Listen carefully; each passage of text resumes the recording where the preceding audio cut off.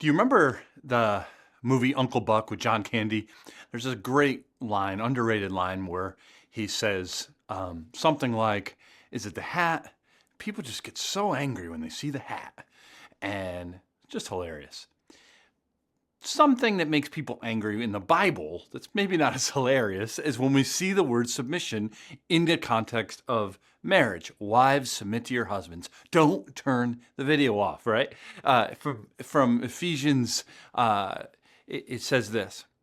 Now, as the church submits to Christ, so also wives should submit in everything to their husbands, right? And so immediately think submission, and that's makes people angry, but it's truth. So what do we do about it? The first thing is authority in a situation does not mean you're more important, right? A good example would be at work. You might have someone who's an authority over you, and they're your boss or supervisor or whatever. They're not a more important human being than you. But for it to work good, you need to have authority. And the best way to do it is to submit to it, right?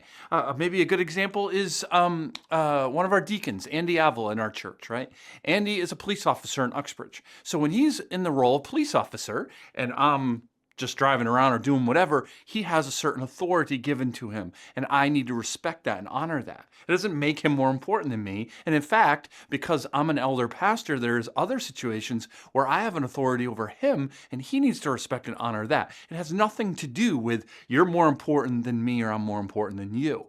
And so that's the way it is in a marriage. God has dictated that it should be the husband who leads and sets the tone for his wife and his household.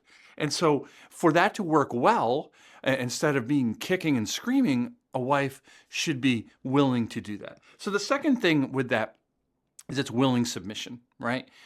This is not, for husbands who are listening to this or watching this, like this is not forcing your wife to submit to you. If she's struggling with that, that's a conversation, maybe get some help with that, but you can't force her to. She needs to be willing to do that. And so you should be leading her in a way that makes her want to be willing to do that, which is ultimately will be the next video, is that he's saying, it's like the same concept of the church in Christ.